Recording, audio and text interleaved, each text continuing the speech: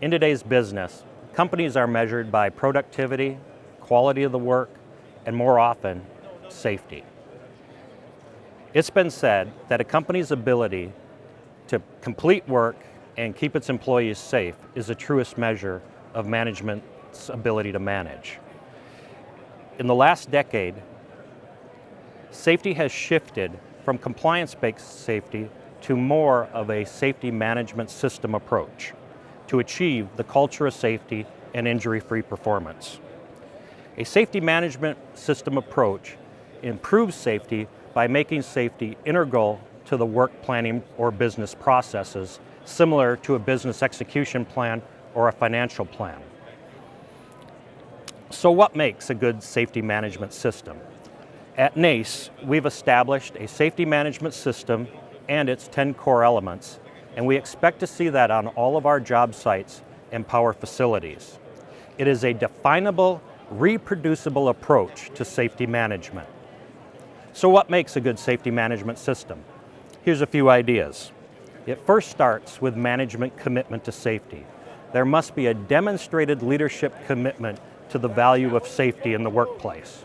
It starts with management defining a safety policy, having roles and responsibilities for management, line management in the field is very important. And in fact, that's the walking the talk part of it, where management is in the field, talking with employees, talking about safety, reviewing safety in the field, and getting feedback from those employees about the status of safety at the job site. Employee involvement is the next critical piece of a safety management system. Employees need to be genuinely involved and engaged in safety-related activities. If we are going to make the statement that employees are responsible for their personal safety and the safety of their coworkers, then we need to give them activities where they own the safety program and they believe in the safety program going on at the plant site. To do this, employees should be involved in inspections, they should be involved in safety observations, on safety committees, and even putting together innovative ideas to improve safety in the work process. Motivation is a key point in employee involvement, so the safety management system should address their rewards and recognition program to reward employees for safe work behavior, for their safety innovations, and for participation. Probably the key and most important piece of a safety management system is pre-work planning. You know, we plan everything for a job. We plan that employees will be there or contractors will be there for the job, that the job is scheduled, that equipment and tools arrive on time. We need to plan safety in the same manner. At the earliest stages of any job activity, safety needs to be planned into the work process. And some of the things that safety should address in that work planning is clearly the identification of hazards and their controls, safety training of the workforce and proper orientation and qualifications that are needed for the job. It should also cover fitness for duty because we want a trained, competent and reliable and healthy workforce. The approach to safety needs to take a safety mindset when we plan the job. And what that means is choosing the safest approach to the work process. A good example of that would be taking the time in the planning stages to know that you're going to invest and install scaffolding or get aerial lifts in order to perform work at elevated heights rather than working from ladders. Also in the planning process, if we're going to use subcontractors, well, subcontractors need to be pre-qualified. We want the safest contractors on the job performing the work. We want to orientate them and we want to continue with oversight of them while they're in the facility.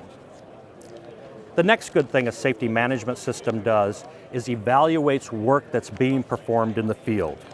This is done by clearly identifying who is the line manager in charge of the job being conducted, that permits are issued and completed on time and people are orientated to them through a good pre-job briefing, that routine safety inspections are being performed of the ongoing work, and that there's a process for reporting near misses and stop work activity so that we can get conditions corrected in the field if they're not quite right. There also needs to be a formal way to do accident investigations should unwanted events occur, such as employee injuries or equipment damage. Finally, we need to define how we're going to measure work on the job. And we should define it in different ways rather than just simply, were there any injuries on the job? We need to define it in terms of the training of the workforce, were pre-job meetings held each and every day, were inspections completed on time and results followed up on, and did employees conduct safety observations?